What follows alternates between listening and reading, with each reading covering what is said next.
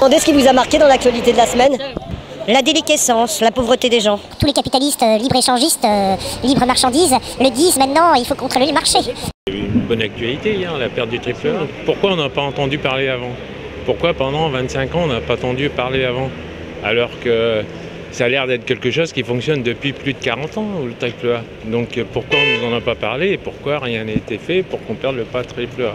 Moi honnêtement je me dis non, pas du tout. Je me dis que ça va pas changer grand chose. D'ailleurs on l'a déjà vu, hein, je pense que l'euro n'a pas bougé plus que ça. Je pense que ça va pas changer énormément de choses. C'est du blablabla tout ça. Hein, c'est du baratin. Ils nous endorment. Hein. Il y a 15 jours, c'était très bien. Il fallait garder notre casquette qu'on avait. Hein. Ou 3, je me rappelle. 3. C'était formidable. Hier, on a perdu, mais c'est pas intéressant, ça ne sert à rien, c'est pas grave. On s'arrangera toujours. C'est dégueulasse de voir ça. Des mecs comme ça, on devrait les pondre. Ils m'ont bassiné ce matin avec le triple A. Ce qui m'a surtout marqué, c'est la façon dont les gens réagissent, les journalistes, comment ils voient, ils présentent la chose. Ça m'a un peu énervé. Ils disent qu'est-ce que ça va avoir pour conséquence pour nous? Ils ne se posent pas la question, mais comment c'est arrivé? C'est peut-être aussi à cause du comportement des Français, je sais pas, les 35 heures, la retraite, 60 ans, choses comme ça, qui fait que ça fait une trentaine d'années qu'on déconne.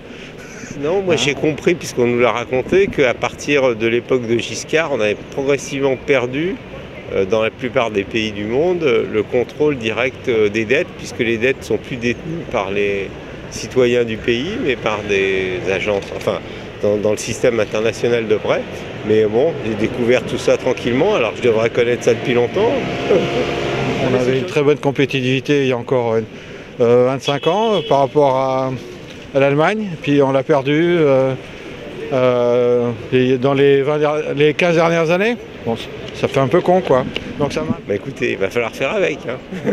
Moi, je trouve que dans la politique, il y a des choses qui se sont passées dans les dernières années qui sont bien plus graves que ça. La perte de l'identité de la France comme un pays d'accueil, le fait que l'ensemble des pays européens soient en train de se replier sur eux-mêmes, ça me semble quelque chose de bien plus important. La France a besoin des étrangers, comme on les a eu des étrangers, des Italiens, les Polonais qui nous ont aidés à relever la France. Hein? Peut-être que si je crois à la radio, il va y avoir un certain nombre d'entreprises et de particuliers qui vont avoir du mal à avoir du crédit, et peut-être même de communautés locales, et que ça ne va pas faciliter la vie des gens. J'ai trouvé que l'émission de Mélenchon avait été formidable. J'encourage tout le monde à voter pour lui. C'est toute opinion politique mise à part.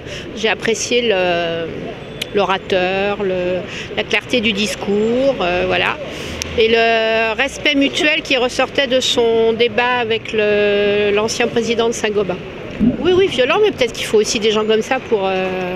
il parle clair. Ça ne veut pas dire que je partage ses idées, hein. Mais pour moi, c'est un homme avec lequel il va falloir compter. C'est surtout Hollande qui me fait peur. Et vous avez écouté Mélenchon avant-hier? Non, mais Mélenchon, c'est un roquet. Il remplace d'une façon plus agressive et plus antipathique ce leader syndicaliste là, du temps de Marchais. Vous vous souvenez? Krasuki. Il est extraordinaire. Oui, mais lui au moins il était rigolo. Mélenchon il est pas rigolo. Oui, mais enfin il parle comme un immortel, il est proche des gens, il est plutôt populiste. Mais merde, est-ce que le peuple est obligé d'être et vulgaire et ignare? Vraiment, vous le pensez? Cantona. Ah, comment tu réagis par rapport toi à sa candidature éventuelle? Sur les problèmes de logement, je crois qu'il est suffisamment engagé, il l'a dit dans la presse. Mais... en Tunisie. Ouais, récemment on en entend. Récemment il y a un village, je crois, Djenal, qui est passé sous contrôle des brigades salafistes. D'accord. Et voilà, ça me choque parce que je suis tunisien d'origine et je pensais que la Tunisie est un pays vraiment progressiste et donc ça nous donne un autre regard sur les révolutions arabes et c'est assez triste quoi, il y a encore du boulot. Je suis en colère après le coup du reporter qui s'est fait tuer en Syrie. On en fait un roman, on cherche. C'est dangereux, c'est malheureux qu'il soit fait tuer. Mais maintenant, on cherche des tas de choses. On en parle comme si... Il y en a eu d'autres qu'on n'a jamais parlé d'eux. Mais là, non, on veut essayer de foutre la Syrie en l'air. Pour quoi faire? Comme on a fait en Libye et en Tunisie. Pour nous donner des raisons d'intervenir dans ces pays-là. Voilà, le pétrole.